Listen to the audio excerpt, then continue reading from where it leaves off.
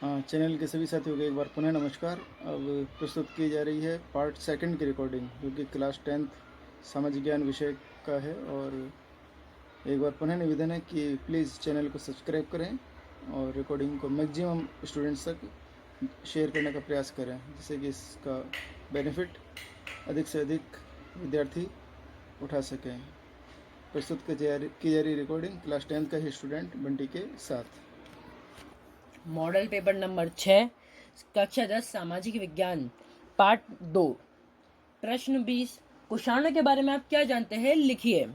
इसका उत्तर है कुषाणु को यूची या तोचेरियन भी कहा जाता है। यूची कबीला 5 भागों में बट गया था। इनमें से एक कबीले ने भारत के कुछ भागों पर भी शासन किया।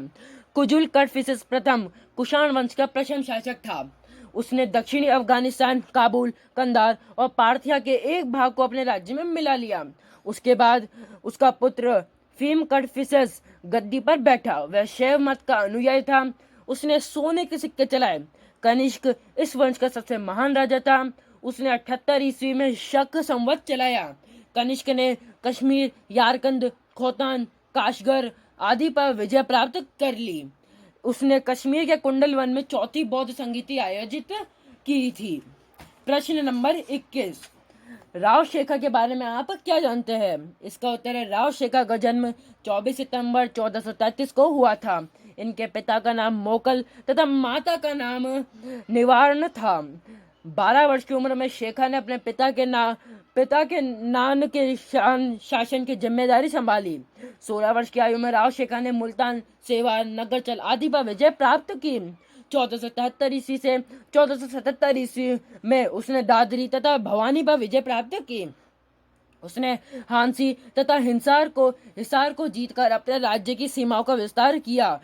1449 में उसने आमेरसर को अपनी राजधानी बनाया। उसने आमेरसर में भगवान जगदीश का मंदिर तथा शिकारगढ़ का दुर्ग बनवाया। राव शेखा ने अपने जीवन काल में 52 युद्ध लड़े। उसे जयपुर के कछुआ वंश के उपवर्ग शेखावत का संस्थापक माना जाता है। प्रश्न नंबर 22, वस्त्र उद्योग में औद्योगिक क्रांति के समय हुए परिवर्तन को लिखिए। इसका उत्तर है वस्त्र उद्योग में औद्योगिक क्रांति के समय निम्नलिखित परिवर्तन हुए। पहला, 1733 ईस्वी में जॉन के फ्लाइंग शटल लूम का आविष्कार किया, जिसकी सहायता से कम समय में अधिक चौड़ा कपड़ा बनाना संभव हो गया। दूसरा, 1765 ईस्वी में जेम्स हॉगरेव्स ने कताई की मशीन बनाई, जिससे एक व्यक्ति एक साथ कई धागे काट सकता था। तीसरा, 1669 में रिचर्ड आर्कराइट ने वाटर फ्रेम का आविष्कार किया, जिसके पहले की अपेक्षा अधिक मजबूत धागा बनाया जाने लगा। चौथा, 1779 ईस्वी में सैमुअल क्रॉम्पटन ने म्यूल का आविष्कार किया। पांचवा, 1787 ईस्वी में एडमंड कार्टराइट ने पावर लूम का आविष्कार किया। प्रश्न नंबर 23, लोकतंत्र के परंपरागत उदारवादी सिद्धांत की किन्हीं 4 विशेषता का वर्णन कीजिए। इसका उत्तर है लोकतंत्र के परंपरागत उदारवादी सिद्धांत की 4 विशेषताएं निम्नलिखित है। शासन के गठन में पहला, शासन के गठन में समिति शासन के सिद्धांत का पालन किया जाए। दूसरा, सरकार की शक्ति का आधार जनता की इच्छा है, अतः सरकार राजनीतिक सत्ता की मात्र ट्रस्टी होती है। तीसरा, शासन के संचालन के आधारभूत सिद्धांत है। पहला, जनप्रतिनिधियों द्वारा शासन का संचालन। दूसरा, बहुमत के सिद्धांत के आधार पर सरकार का गठन व संचालन। तीसरा, शासन का जनता के प्रति उत्तरदायी होना। तथा चौथा, शासन का उद्देश्य व्यक्तित्व का विकास करना। चौथा, व्यक्ति को नागरिक स्वतंत्रता व अधिकार प्राप्त हो तथा इनकी रक्षा के लिए स्वतंत्र व निष्पक्ष न्यायालय हो। प्रश्न नंबर 24, नई आर्थिक नीति में अपनाए गए किन्हीं 2 आर्थिक सुधारों का वर्णन कीजिए। इसका उत्तर है पहला है उदारीकरण। आर्थिक सुधारों के तहत उदारीकरण की प्रक्रिया द्वारा आर्थिक नीतियों, नियमों तथा कानूनों का सरलीकरण किया गया। वित्तीय क्षेत्र, बाहरी क्षेत्र, विदेशी विनिमय, कर व्यवस्था आदि में व्यापक सुधार किए गए। दूसरा है निजीकरण। देश में नई आर्थिक नीति के तहत निजी क्षेत्र पर लगे प्रतिबंधों को काफी हद तक हटाया गया तथा निजी क्षेत्र के विस्तार को बढ़ावा दिया गया। सार्वजनिक क्षेत्र हेतु आरक्षित उद्योगों की संख्या कम की गई तथा कई उद्योगों हेतु अनुशासन स्थापित करने में सहायता मिली। इससे अर्थव्यवस्था की स्पर्धात्मक शक्ति में सुधार हुआ। प्रश्न नंबर 24 का अथवा कौशल विकास हेतु किए गए सरकारी प्रयासों का संक्षिप्त वर्णन कीजिए। अथवा का उत्तर, सरकार द्वारा कौशल विकास हेतु किए सरकारी भारत सरकार एवं राज्य सरकारों द्वारा कौशल विकास हेतु कई प्रयास किए गए। 15 जुलाई 2015 को भारत सरकार ने राष्ट्रीय कौशल विकास मिशन प्रारंभ किया। प्रधानमंत्री की अध्यक्षता वाले इस मिशन का प्रमुख ध्येय कौशल प्रदान करने वाले प्रशिक्षण कार्यक्रमों द्वारा देश में कौशल विकास करना है। सरकार ने युवाओं को रोजगार योग्य बनाने के लिए कौशल विकास एवं उद्यमिता मंत्रालय का गठन किया है। भारत सरकार द्वारा कई प्रशिक्षण पाठ्यक्रम एवं कार्यक्रम चलाए जा रहे हैं। प्रधानमंत्री कौशल विकास योजना के तहत लाखों लोगों को प्रशिक्षित किया गया।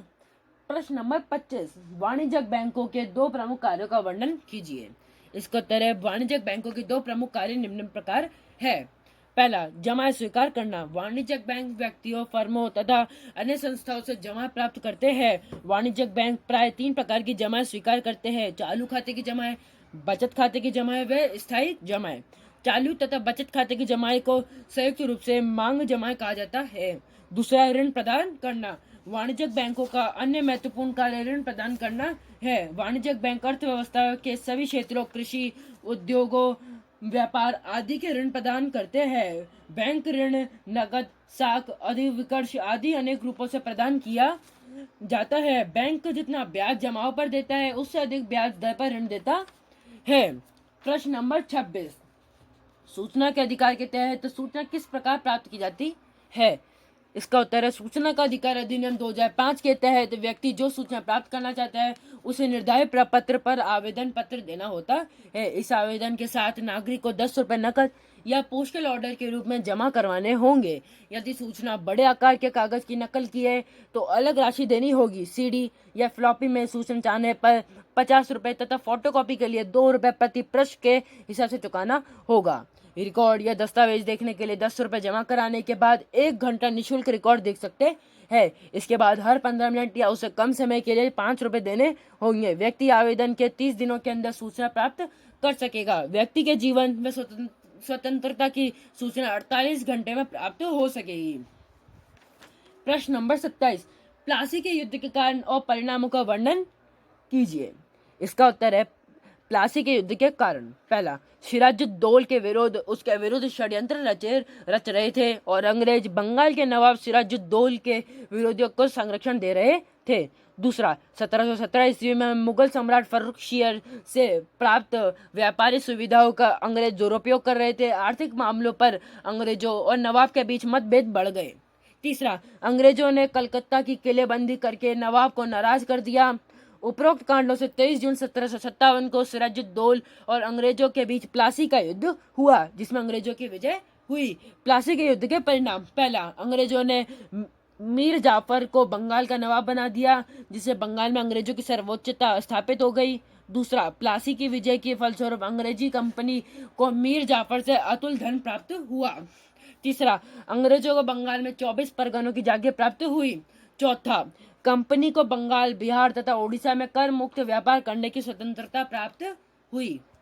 27वें का अथवा बक्सर के युद्ध के कारणों और परिणामों का वर्णन कीजिए। अथवा का उत्तर, बक्सर के युद्ध के कारण।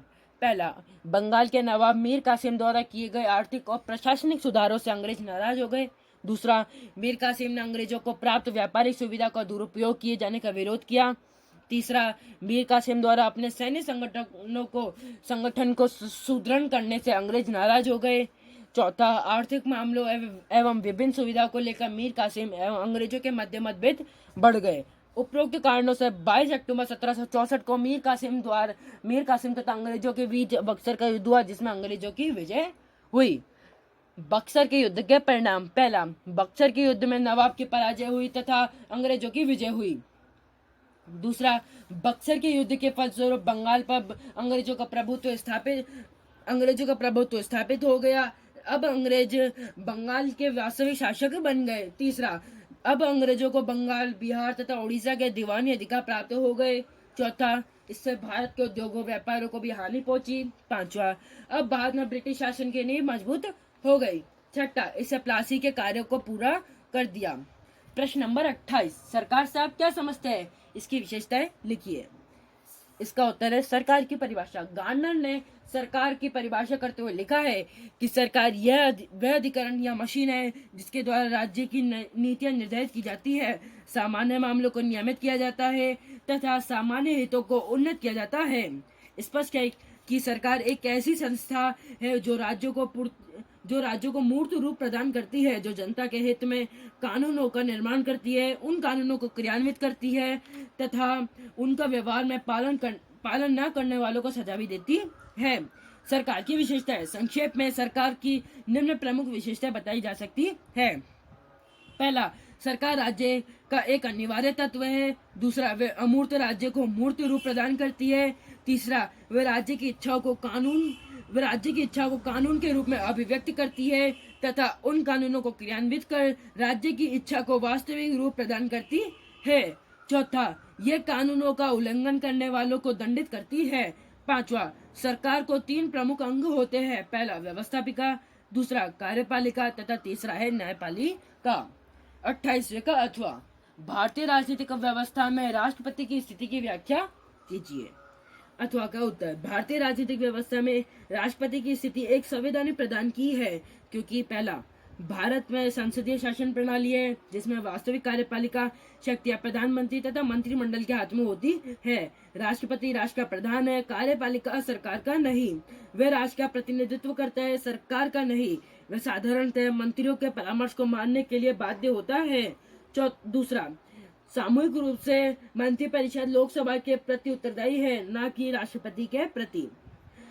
तीसरा, राष्ट्रपति द्वारा मंत्रिपरिषद की नियुक्ति एक औपचारिकता है, क्योंकि लोकसभा में बहुमत दल या दलीय गठबंधन के नेता को ही राष्ट्रपति प्रधानमंत्री नियुक्त करता है तथा प्रधानमंत्री की सलाह से अन्य मंत्रियों को नियुक्त करता है।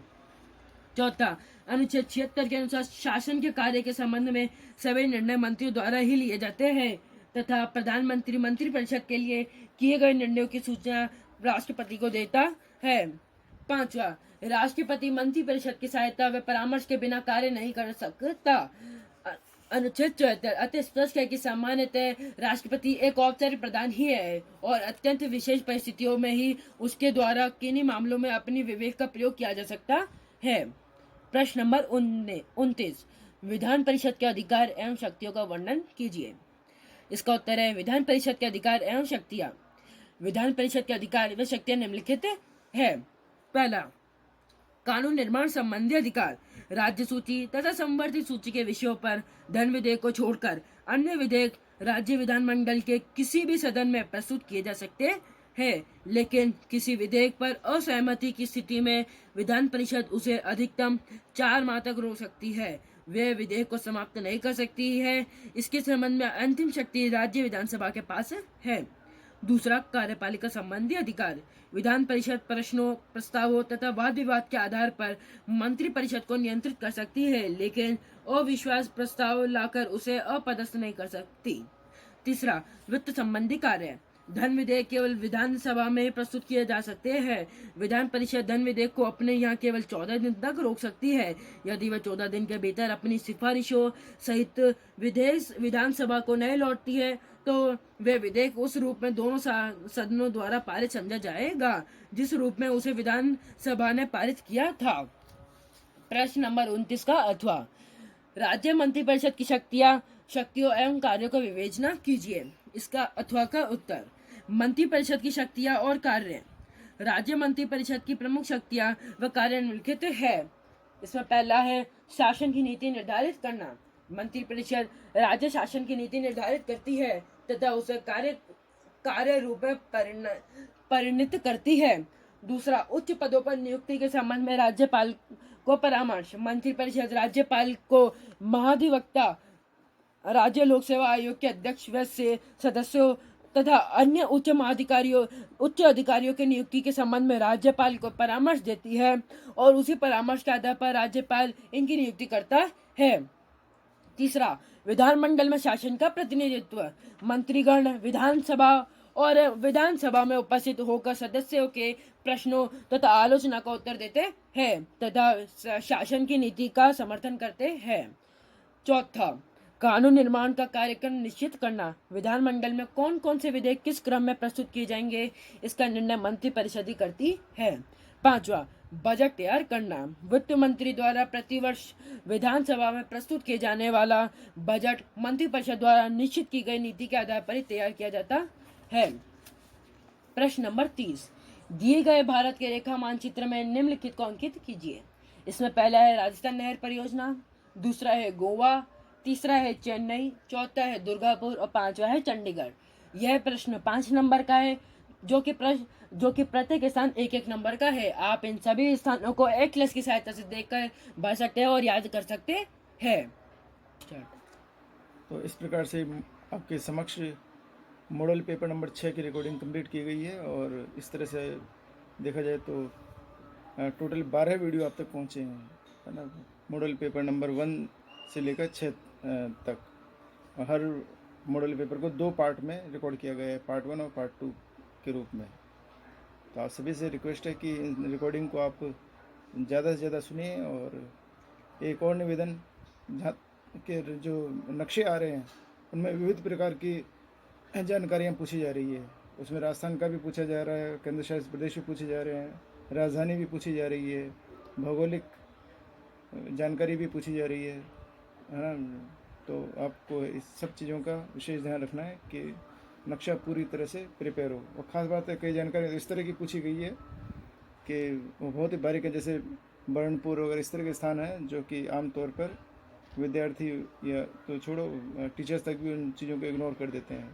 तो इस तरह से देखा जाए तो भारत का जो नक्शा है वो पूरी तरह से एक बार आप ज़रूर हर चीज़ को ज़रूर देखें कि भौगोलिक परिस्थितियाँ किस तरह की है, पहाड़, नदियाँ, नाले, घाटियाँ, तालाब, दर्रे, और जहाँ जहाँ पर पैदावार है, गेहूँ, चना, चावल, ज्वार, बाजरा, इनकी मैक्सिमम पैदावार कहाँ पर हो रही है, इनको भी ज़रूर देखें। भारत के पड़ोसी जो हैं उन पर भी ध्यान रखें और राजस्थान सहित हर स्टेट की राजधानी को आप ज़रूर उस पर इग्नोर न करें और बहुत ही गौर से इन जानकारियों को देखें, ठीक है ना। इस तरह से आपके समक्ष 6 पेपर की रिकॉर्डिंग प्रस्तुत की गई है। 7वें पेपर की रिकॉर्डिंग भी आपके पास बहुत जल्दी पहुंचेगी। मिलते हैं अगली रिकॉर्डिंग में।